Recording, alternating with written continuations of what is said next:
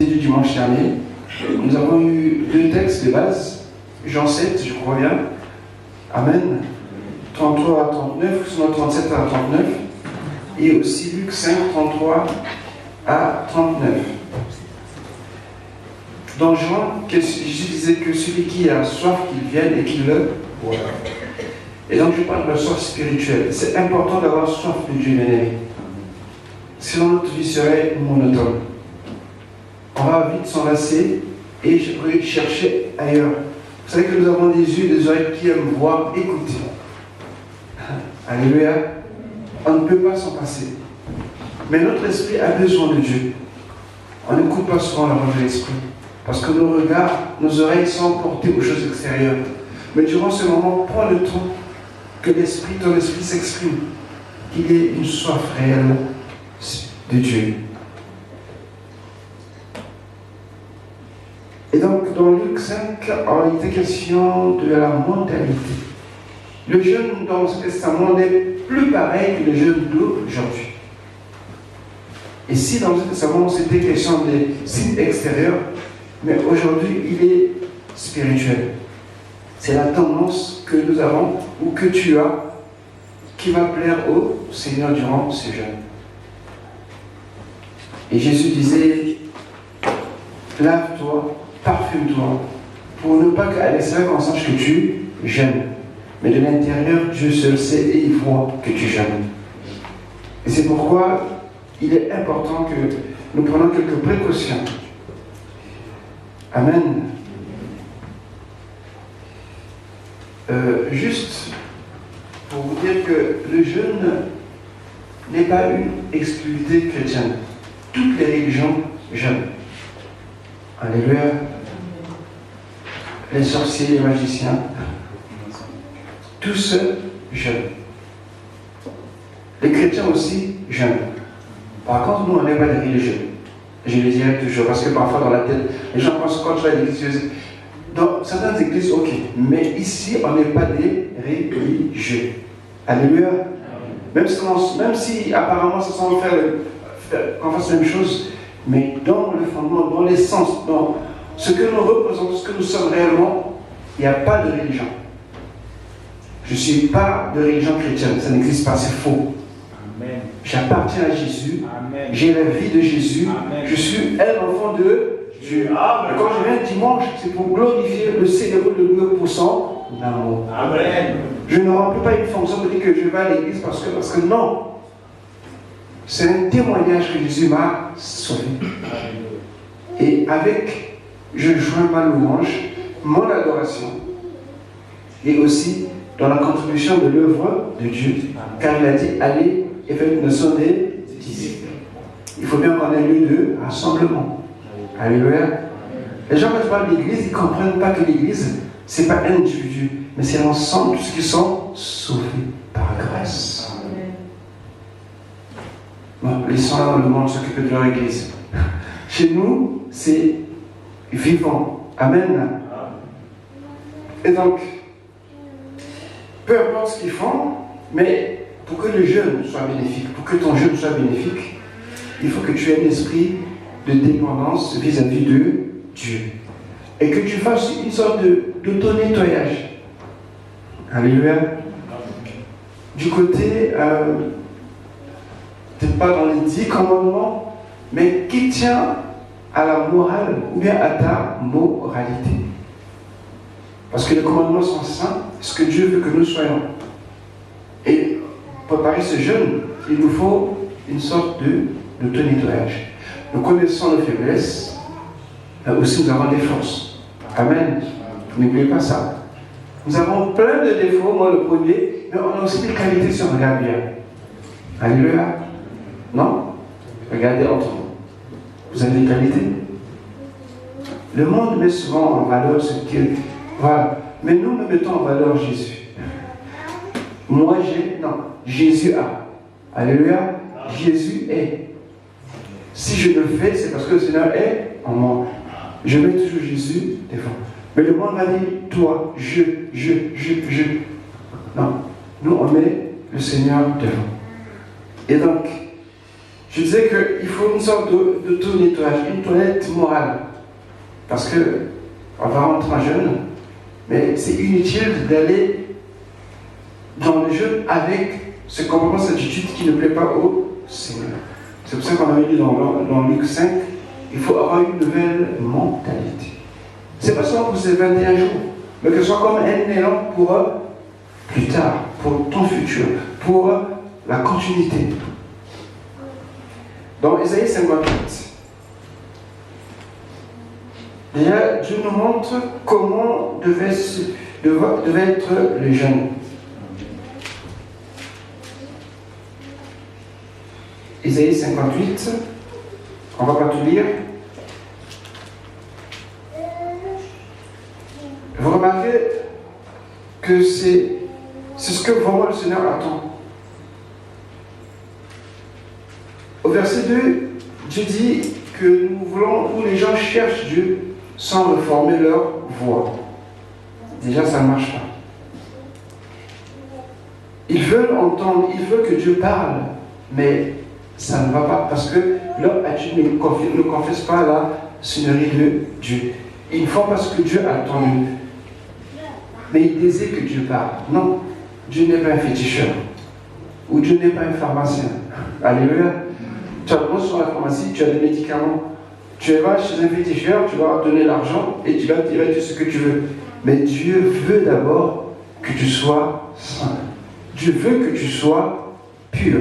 Dieu veut que tu sois correct et honnête avec toi-même, avec Dieu et aussi avec les autres.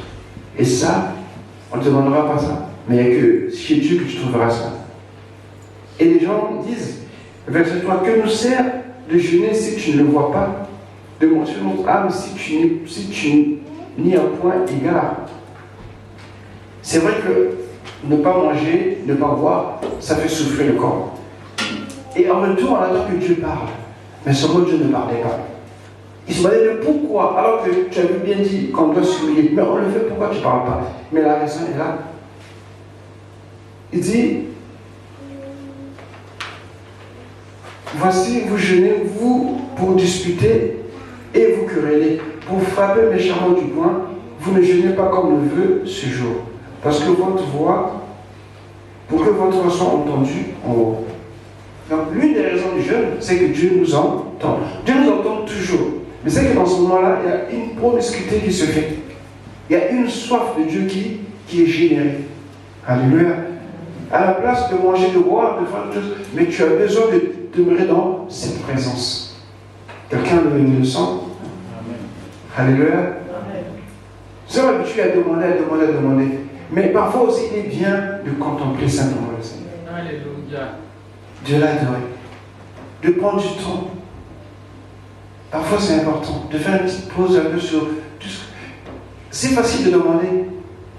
Même dès l'enfance, on sait demander. On n'apprend pas à l'enfant comment demander. Ça vient tout seul. Alléluia. Et Dieu continue de parler. Il dit, voici le jeûne auquel je prends plaisir. Détache les chaînes de la méchanceté. Dénoue les liens de la servitude. Renvoie libre les opprimés. Et que l'on rende toute espèce de joug. Partage ton pain avec celui qui a faim. Et fais entrer dans ta maison des malheureux sans asile. Si tu vois un homme nu, couvre-le et ne tourne pas dedans semblable. En fait, ça veut dire que aime ton prochain. Alléluia. Fais du bien à l'autre. Inutile que tu jeûnes quand ton cœur est plein de mauvaises choses. Et même à l'église, tu veux jeûner, mais prends le temps de t'observer toi-même. Essaie un peu de faire une sorte de projection. Tu te mets un peu à l'extérieur, tu dis, mais qu'est-ce que je suis? Qu'est-ce que je fais? Qu'est-ce que j'ai encore? Et qu'est-ce que Dieu attend de moi? Des choses que Dieu te confie dans sa maison, tu les négliges. Tu prends les choses avec négligence. Qu'est-ce que Dieu va apprécier? Je ne pense pas. Là, qui dit, bon, maintenant, quand on va rentrer jeune, je vais m'acquitter de mes dettes. C'est bien. Mais ce n'est pas parce que tu vas le faire, mais ça doit être une vie d'obéissance. Alléluia. Tu vas rentrer dans le jeûne avec des dettes, toi-même avec les autres, que même pour le Seigneur. Ce n'est pas bien. Tu rentres au jeûne, mais tu es plein de désobéissance, de rébellion. Ce n'est pas bien.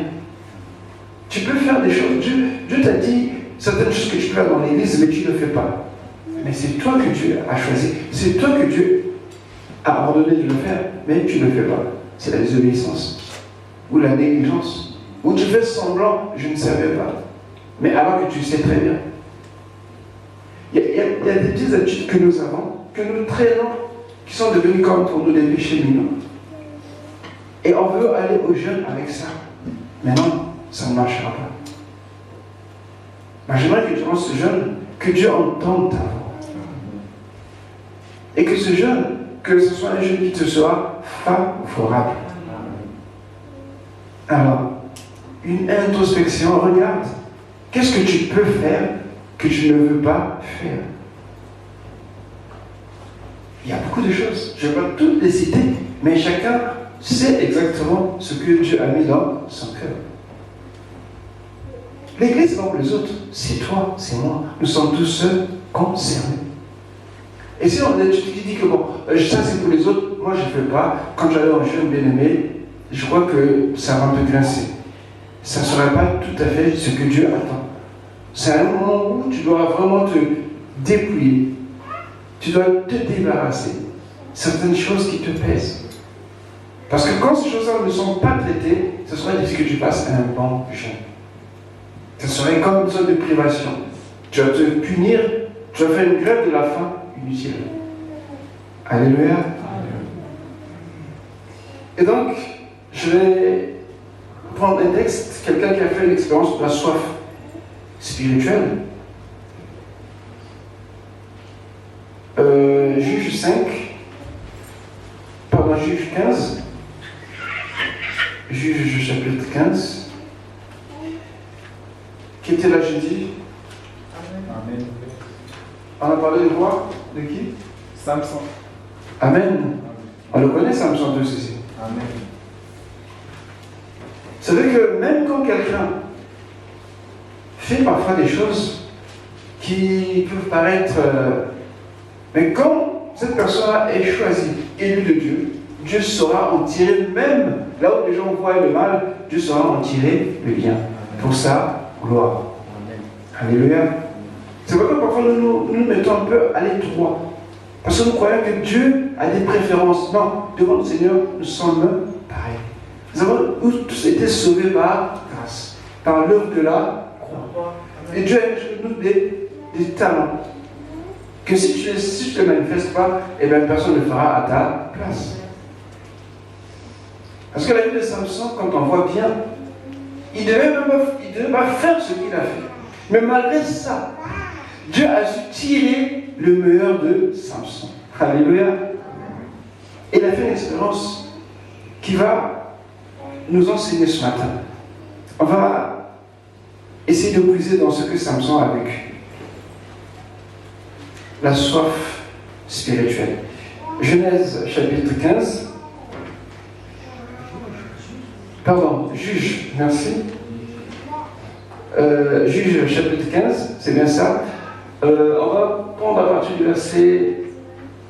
Bon, pour faire court l'histoire, on prend du verset 14 jusqu'au verset 19. Mais ce qui m'intéresse, c'est plus les versets 18 à 19. Mais c'est juste pour nous remettre dans l'histoire. Juge 15, du verset 14 au verset 19, j'ai la parole du Seigneur. Lorsqu'il arriva à Léchi, les Philistins poussèrent des cris en le voyant. Alors l'Esprit de l'Éternel vint sur lui.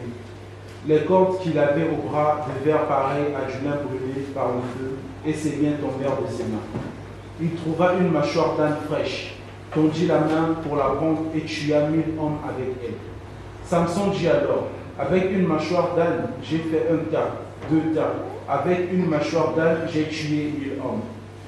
Quand il eut fini de parler, il jeta la mâchoire, et on appela cet endroit Rama-Léchi. Pressé par la soif, Samson fit appel à l'Éternel en disant, c'est toi qui as permis cette grande délivrance par l'intermédiaire de ton serviteur. Et maintenant, devrais-je mourir de soif et tomber entre les mains des incirconcis? Dieu fondit la cavité du rocher qui se trouvait à Léchi et il en sortit de l'eau. Samson but, il retrouva ses forces et le privé. C'est pour cela qu'on appelait cette source En-Akoré. Elle existe encore aujourd'hui à Léchi. Amen. Alléluia. Nous bénissons le Seigneur pour cette lecture.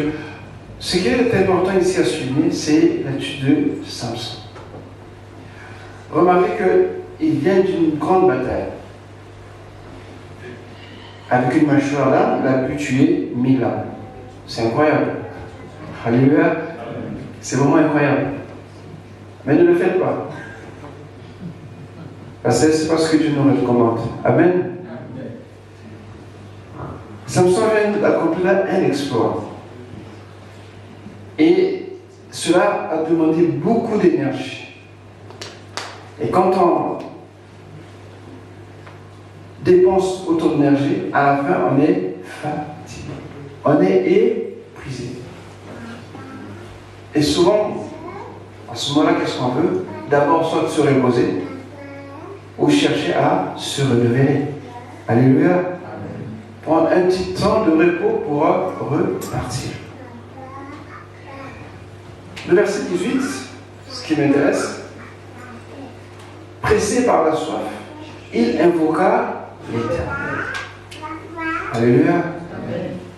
Pressé par la soif, il va invoquer l'Éternel. Première chose. Cette soif ne le pousse pas à aller chercher d'abord, mais à invoquer l'Éternel. Alors que la soif, ça paraît être un besoin physiologique. Il pouvait chercher un puits, il pouvait chercher quelque chose à côté, mais il invoque l'Éternel. Ça veut dire que nos besoins doivent tout d'abord être présentés au Seigneur. Alors, quand nous voyons comment ce verset-là nous parle, j'aimerais dire aussi que durant ce dernier bien-aimé, que nous ayons soif. Alléluia. Qu'il nous procure une soif d'invoquer l'Éternel. Donc, Samson vient de tenir un combat intense, ses forces sont épuisées, il ressent une soif immense qui le presse. C'est normal. Parce que nous aussi, dans la vie, il y a des combats auxquels nous sommes confrontés. Ça peut être au travail, dans la famille, dans les relations que nous avons. Il y en a qui disent j'en peux plus, je suis fatigué, j'en ai assez. Alléluia. Vous avez déjà entendu quelqu'un parler comme ça? Parce que la vie parfois est difficile et c'est une lutte permanente. Parfois on est cassé, brisé par ces événements. Et aussi, il peut arriver que en priant, en louant, avec les mêmes mots que nous avons, on se fatigue aussi. Alléluia. Oui, c'est vrai. Que nous avons un langage limité. Notre intellect est limité. Louer Dieu, adorer Dieu, parfois ça devient épuisant. Non? Vous êtes bien, hein? Alléluia. Parfois ça devient épuisant. Parfois on cherche autre mot, autre expression. Et c'est là que la soif intervient. Et Dieu dans sa grâce doit donner le Saint-Esprit. La fatigue, ce n'est pas seulement que pour Samson. Chacun aussi peut exprimer la fatigue. Une journée au travail, à la maison, dans les courses, je ne sais pas, où tu es vraiment fatigué, épuisé, mais quelle réaction as-tu? Que fais-tu à ce moment-là? Tu cours ouvrir ton frigo? Ou tu cours allumer la télé? Je ne sais pas. Qu'est-ce que tu fais? Est-ce que tu penses à crier à l'Éternel? Est-ce que tu penses à invoquer Dieu dans cette situation où tu es vraiment épuisé, fatigué? Que faisons-nous? Alléluia. Amen. Durant ce jeûne bien-aimé, c'est le temps vraiment de s'impliquer.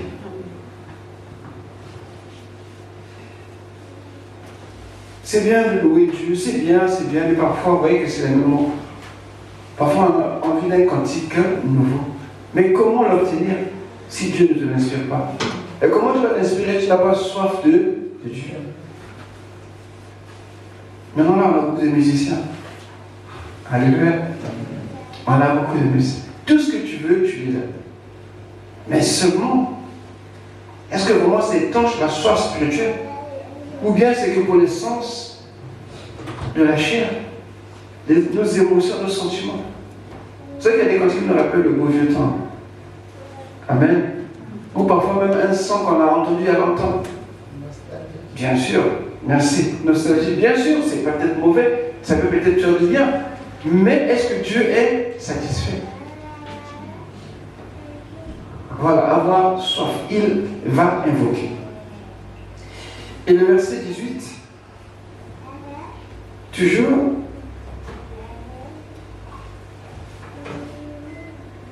il dit, et maintenant mourrai-je de soif et tomberai-je entre les mains des incirconcis.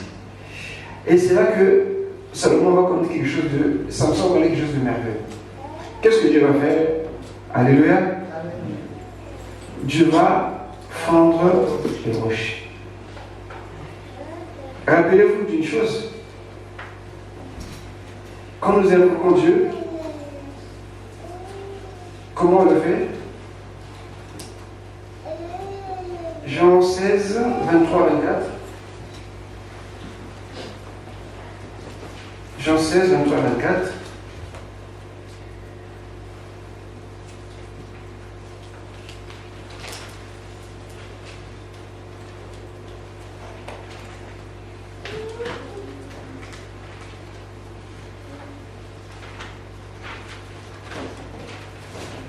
En ce jour-là, vous ne m'interrogez plus sur rien. En vérité, je vous le dis, ce que vous demanderez au Père, il vous le donnera en mon nom. Jusqu'à présent, vous n'avez rien demandé.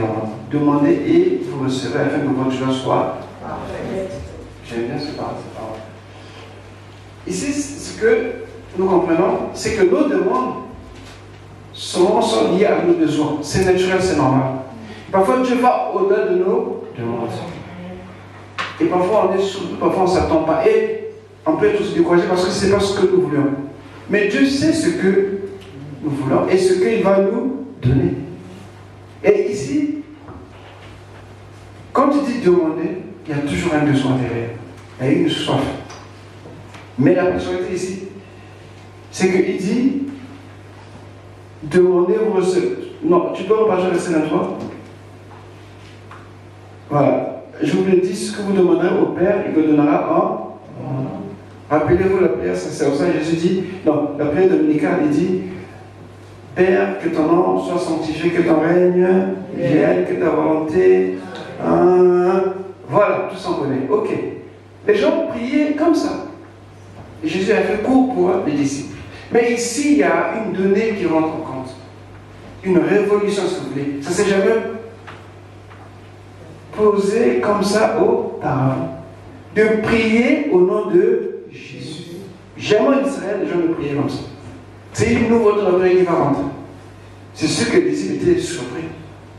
Mais nous avons la grâce de prier au nom de Jésus. Nous prions qui? Le Père au nom de Jésus. C'est important. On n'invoque pas n'importe comment. On invoque l'Éternel au nom de Jésus. Et c'est la nouveauté de la prière. Avant, les gens priaient comme un peu tout le monde, mais la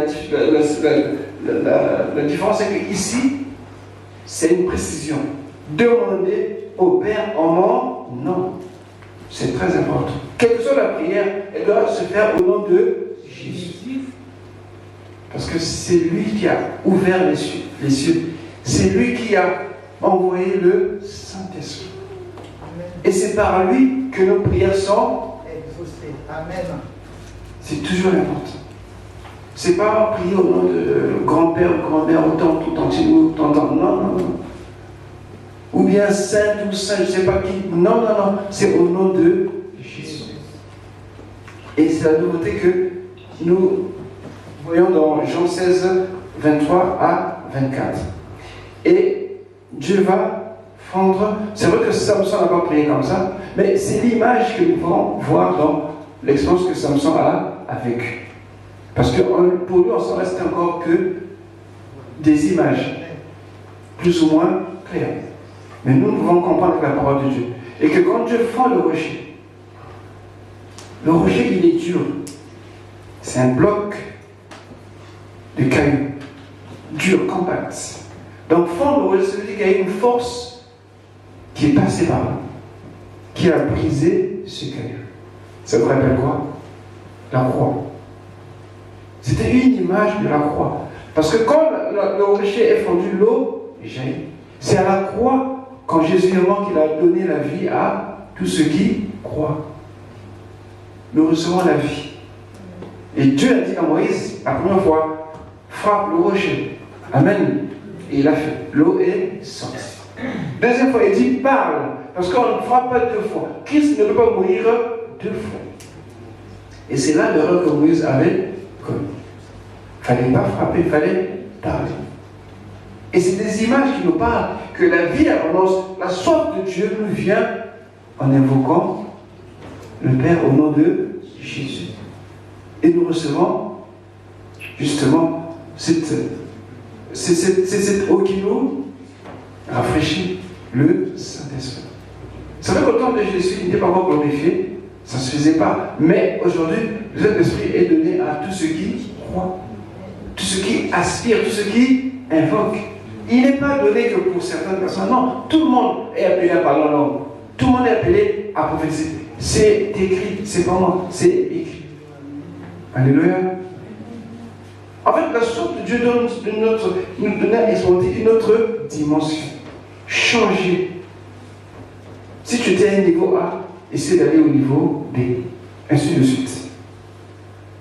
La soif. Avoir soif. Avoir ce désir pleinement. Et la Bible nous dit dans 1 Corinthiens 10, 4 que ce rocher, c'était Christ. 1 Corinthiens 10, 4. Donc, vous voyez que c'était des images de la vie que aujourd'hui manifestée avec puissance et gloire en Jésus. Le rocher qui a été fendu, c'est la vie. Jésus a donné la vie à la croix. Parce que l'eau part de la vie. Amen. Et durant ce dernier bien-aimé, que vraiment que tu aies soif. Alléluia. Que tu viennes parce que tu as faim, parce que tu veux vite venir manger. Non.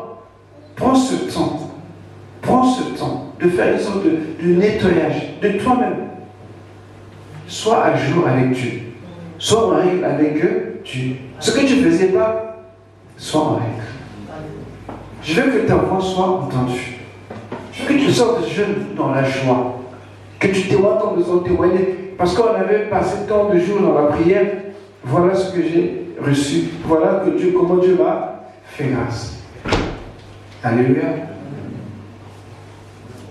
Ensuite, il y a un mot qui est bien ici. C'est juste après le verset 19, quand le rocher, la clé de rocher est fondue, il avait dit que son esprit se ranima.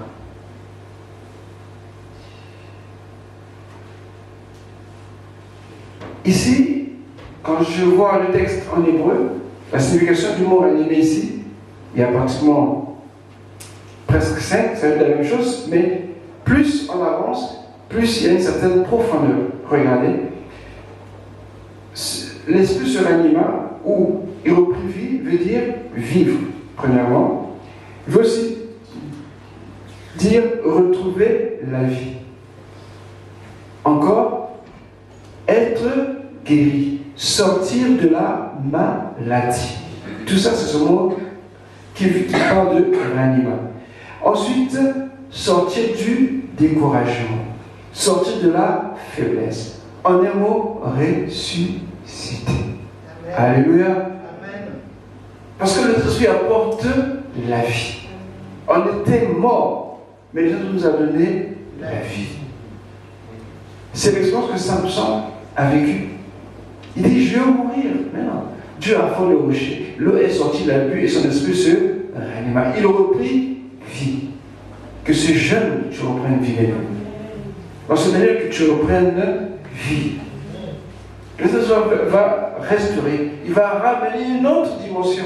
une autre révélation, une profondeur que tu n'avais pas auparavant, mais que tu as retrouvé durant ces 21 jours. Qui est ici employé, c'est juste après le point, c'est de là qu'on a appelé cette source à Corée. Alléluia.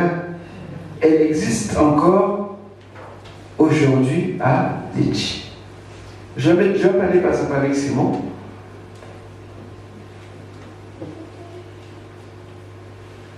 C'est une traduction directe de la phrase qui dit « il invoqua ». Il invoqua l'Éternel. En hébreu, c'est à Corée. C'est pourquoi cette source d'où l'eau est sortie, on l'appelait comme ça. Amen. Celui qui invoque. Nous connaissons tous Jérémie 33, qui dit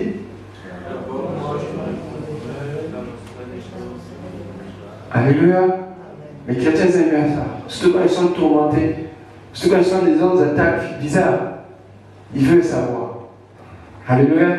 Et après, vous allez faire quoi? Hein? Dites, vous allez faire quoi? Vous allez les taper? Vous allez les frapper? Vous allez faire quoi après? Vous aurez des ennemis? Vous allez les parler? Non. Alléluia. Non, pas du tout. Jérémie était dans une situation plus ou moins embarrassante. Il comprenait plus ce que Dieu faisait. Il était dépassé. Dieu dit, Jérémie, calme-toi. Tu veux savoir, invoque-moi, je vais te dire. En fait, ici, dans le sens d'être enseigné, dans la révélation d'apprendre les desseins de Dieu. Dieu n'est pas là à fouiner son nez dans les affaires du diable ou des sorciers. Tu as autorité, tu as le pouvoir sur les esprits méchants. Non? Amen. Tu as le pouvoir de marcher sur les serpents, scorpions et sur toute la puissance de... Non. Sur toute la puissance de... Non. Sur un peu de puissance de l'ennemi. Un peu de puissance seulement. Les autres, elles sont trop forts pour vous. Dieu est... Non. Dieu veut nous enseigner ses voies. C'est là qu'on peut prospérer, qu'on peut grandir. Amen. Quand on dit invoque, moi je te répondrai. À chaque fois, invoquer Dieu pour que moi le source de mon quartier. Est-ce que c'est mon problème? Alléluia. Amen. Moi je veux connaître les profondeurs de Dieu. C'est là que je me plais, c'est là que je m'épanouis, c'est là que je vis. Alléluia. Mais je vous donne une autre référence. Invoque-moi. On peut lire le psaume 50, le verset 15, s'il vous plaît.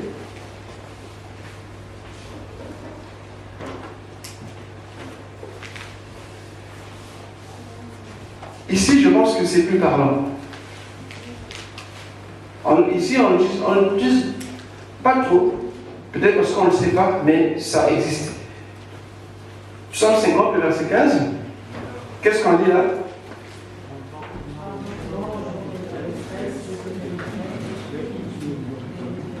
Vous l'avez oublié ça? C'est plus Jérémie 33. Ah, c'est ça, oui. Invoque-moi au jour de au jour de ta soif, au jour de ton découragement, au jour où tu es abattu, où tu ne comprends plus ce qui se passe, où tu as besoin de mon secours. Je te... Alléluia. Amen. Et tu me glorifieras. Là, c'est dans le combat. Là, c'est quelque chose qui te dépasse. Qu'est-ce qui te dépasse? Alléluia. Il y a quelque chose qui peut te dépasser. Amen. Quand tu demandes le secours de Dieu dans la saison ou une saison, ne mélangez pas les choses, s'il vous plaît. Si Dieu nous a donné ce dont on a besoin, on ne va pas encore chercher qui nous donne ce qu'il nous a déjà donné. Il y a des choses que Dieu doit faire et fait. Là, c'est son domaine. Il y a des domaines qui concernent Dieu. Il y en a qui me concernent. C'est différent. Il y a quelque chose que Dieu peut faire. Il n'y a que lui qui peut le faire. Il y en a que je dois faire. Je prends un exemple. Je suis là. J'ai 2 euros ou bien 1 euro et un frère me voir, ah, bien aimé, j'ai un petit souci, est-ce que je peux avoir un don? Viens, on va prier. Est-ce que c'est normal? C'est pas normal. C'est à moi de le faire. Je lui donne ou je lui donne pas. Je vais dire, prie Dieu. Non, c'est pas comme ça. Donc quand on évoque l'Éternel, il y a des situations, il y a des moments où il est important d'invoquer le Seigneur. Et durant ces moments, bien aimés, on va invoquer aussi Dieu pour des choses qui nous dépassent. Pas pour nos petits combats, alléluia, mais pour des choses qui nous dépassent. Les grands défis. Parce qu'il faut savoir que quand tu es dans ce moment-là, Dieu va te donner une autre orientation. Parfois, ce que tu trouvais que c'était difficile, mais c'est souvent comme ça. Rappelez-vous une chose, quand on est à l'école maternelle ou au primaire, c'est compliqué de faire des opérations. Mais une fois qu'on passe ce cap-là, c'était seulement comme ça. Parfois, c'est quand on sont à un niveau où ils pensent que les diffusions, c'est compliqué. Mais quand tu arrives au collège, tu vas voir que les diffusions, c'est pas si compliqué que ça. Il suffit juste de maîtriser les règles, c'est tout. Mais quand il connaît les règles, il va jeûner, il va prier pour ça. Mais attends, t'as qu'à apprendre les règles. Alléluia. Donc, quand ici nous voyons un vogue pour sa détresse, c'est un moment où, comme ici, le cas de Samson, il ne savait plus quoi faire. Et c'est là que Dieu donne une solution, mais elle est avant tout spirituelle. Ici, c'est l'eau, mais l'eau, nous savons, c'est la vie, c'est le Saint-Esprit. C'est par le Saint-Esprit que nous pouvons triompher, nous pouvons faire face aux épreuves, aux situations qui nous dépassent. Nous sommes déjà préparés, aguerris par rapport à ça. Et quand nous ne sommes pas prêts, alors souvent il est très difficile de vaincre et de remporter des victoires.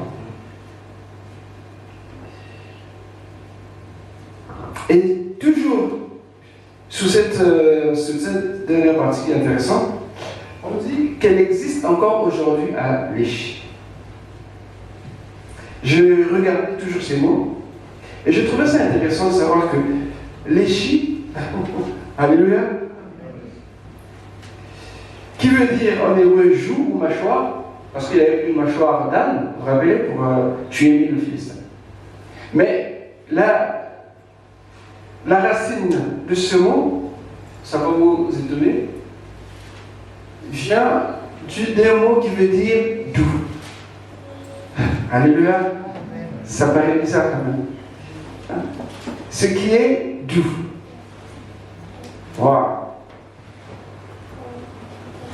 Et on nous dit, elle existe encore aujourd'hui à Léchi, cette source. Mais à votre avis, qui possède toute la douceur, si ce n'est le Saint-Esprit? Amen. Bien sûr, je dis que je suis doux et humble de cœur. Il dit que je m'en irai, mais je vous enverrai le Saint-Esprit.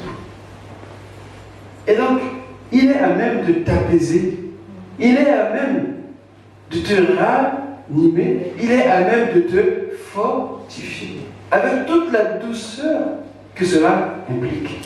Il ne viendra pas comme un militaire, ou bien comme un soldat, ou bien c'est pas comme mais il viendra là, parce qu'il nous connaît, il sait comment nous prendre. Même quand tu pleures, même quand tu es fâché, quand il viendra, il saura comment te prendre. Avec les mots, avec l'expression, avec tout ce qu'il faut pour dire courage, fortifie-toi. Ne te laisse pas, je suis à tes côtés. L'une des qualités de l'esprit, c'est ça, douceur. Alléluia. Et d'où cette source, on dit, existe encore aujourd'hui. Effectivement, acte 2, il dit quoi? 39. On va finir par là. Vous voyez, c'est intéressant de le voir comme ça. C'est l'expérience que Samson a fait, mais la portée, cette expérience a une portée prophétique pour nous aujourd'hui. Acte 2, 39. Acte 2, 39, j'ai la parole du Seigneur. En effet, la promesse est pour vos enfants et pour tous ceux qui sont au loin, en aussi grand nombre que le Seigneur notre Dieu les appellera. Amen. Amen. Donc jusqu'à aujourd'hui, Cet esprit à l'œuvre. Depuis là aujourd'hui, il n'a pas à arrêter. Tous ceux qui viennent à Jésus reçoivent, sont baignés dans le Saint-Esprit. Amen. Et ce qui est merveilleux, c'est que Samson, s'il n'a peut-être pas réalisé toutes les expériences, mais nous, aujourd'hui, par la grâce de Dieu, on peut voir comment Dieu prend soin de nous. Il nous suffit juste de lui faire confiance et de l'invoquer, d'avoir soif. Cette soif spirituelle, la soif de Dieu, doit remplir nos cœurs. Pour que Samson expérimente ça, il fallait qu'il ait soif. Et c'était dû à une longue bataille, une dure bataille. Ok, les épreuves de la vie peuvent nous amener à avoir cette soif. Mais à qui nous tournons pour demander de l'aide? Et c'est là le problème. Il faut se tourner toujours vers Dieu. C'est là qu'on évoque du Tout-Puissant. Amen. Amen. Nous bénissons le Seigneur. Nous progressons parce qu'il nous reste un dimanche, je pense. Après le Daniel. Il vient le Daniel. Donc, durant ce mois bien-aimé, ce que je te dirais, c'est de tout faire. Parce que c'est ta responsabilité. C'est pas Dieu qui fera ça à ta place, mais c'est ta responsabilité de voir ta vie. Ne pas avec une mentalité religieuse, comme le jeûne est comme ça. Non. Rentre avec une soif. Rentre avec ce désir de chercher Dieu. Alléluia. Que cela vraiment anime ton cœur. Et que l'expérience que Samson a vécue, ma prière, c'est que tu puisses recevoir la même visitation. Parce qu'il nous suffit seulement de voir Dieu est capable. Amen. On va se lever.